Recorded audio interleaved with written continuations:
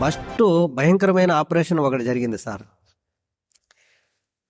నేను కార్గిల్ టైంలో పాకిస్తాన్ బార్డర్లో కృష్ణా నది అని ఒకటి ఉండేది.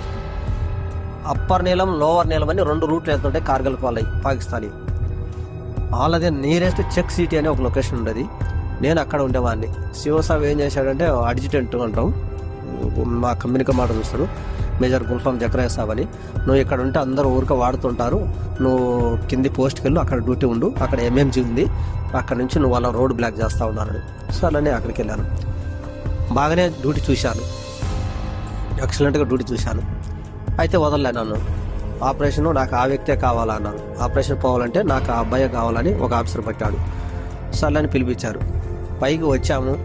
వంట వండే వాళ్ళు కుక్ ఉంటాడు కదా, మన తెలుగు అతనే, నువ్వు అన్నం తిని నువ్వు తర్వాత వెళ్ళి ఆపరేషన్ కంటే మధ్యాహ్నం కింద నుంచి పైకి వచ్చేసరికి మళ్ళీ అంటే పైన మూవ్మెంట్ చేయాలంటే సార్ మిలిటెంట్స్ ఏంటంటే ఆర్మీ వాళ్ళ పాకిస్తాన్ ఆర్మీ వాళ్ళే పోస్టులు ఉన్నాయి, బయటకు కనిపిస్తే కాల్ చేస్తారు, షూట్ చేసేస్తారు అనమాట. అందుకని ఆ దాంట్లో దాక్కుంటూ రావాలి.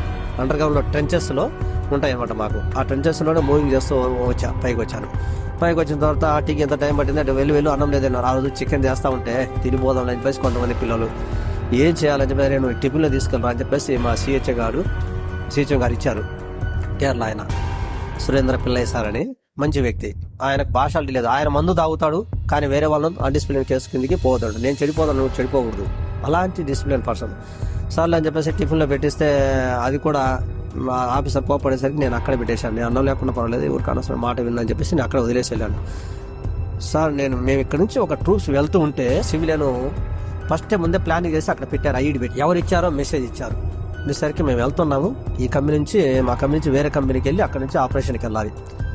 మధ్యలోనే దిగుతూ ఉంటే నా నెంబరు ఇంకొక అతను మాతోటి సర్వీస్ చేసిన అతనే ఆపరేషన్ వెళ్తున్నాము. 8 మంది వెళ్తున్నాము.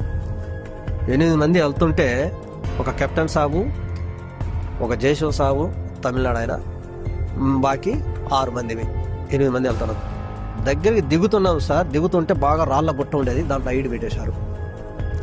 నేను క్రాస్ అయ్యి వెళ్ళాను. ఫస్ట్ గైడ్ నేనే, నా వెనకాల గైడ్ ఇంకొక అబ్బాయి. నేను వెళ్ళిన తర్వాత నా వెనక గైడ్ వెళ్ళిన తర్వాత నేను వెనకలనే రిమోట్ వచ్చేసాడు. On the spot out. ఆయన చూసేసరికి ఎక్కడోళ్ళు అక్కడ పడిపోయారు. మొత్తం ఆ కార్గిల్ టైంలోనే మొత్తం ఎక్కడోళ్ళు అక్కడ ఫ్లాట్ అయిపోయారు, చనిపోయారు.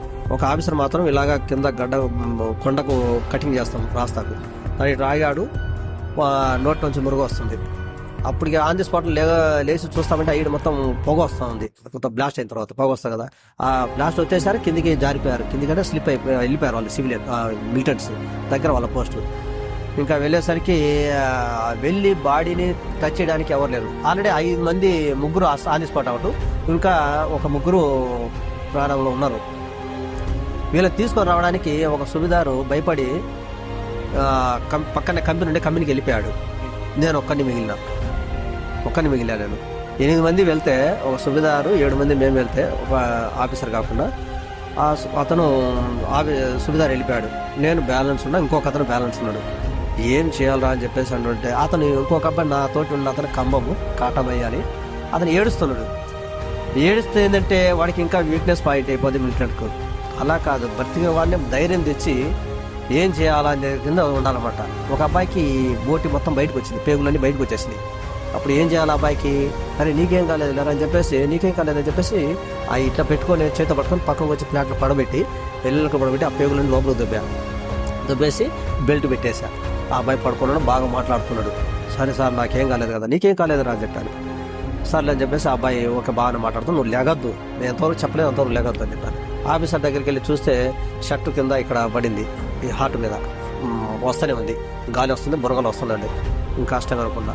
ఇంకొక అబ్బాయికి కొద్దిగా ప్రాణంలో ఉన్నాడు. ఆ అబ్బాయి మూవింగ్లో హెలికాప్టర్ వచ్చే లోపల మూవింగ్ అప్ డౌన్ ఎక్కాల కొండలు, ఆ లోపల అబ్బాయి చనిపాడు. 2 బ్యాలెన్స్ ఉంటే ఒక అబ్బాయి ఉదంపూర్లో పాయిజన్ అయింది, ఎక్స్ప్లోజివ్ కదా, బోటి పేగులలో లోపలికి పోయి ఒక 20 days తర్వాత ఆ అబ్బాయి చనిపోయాడు.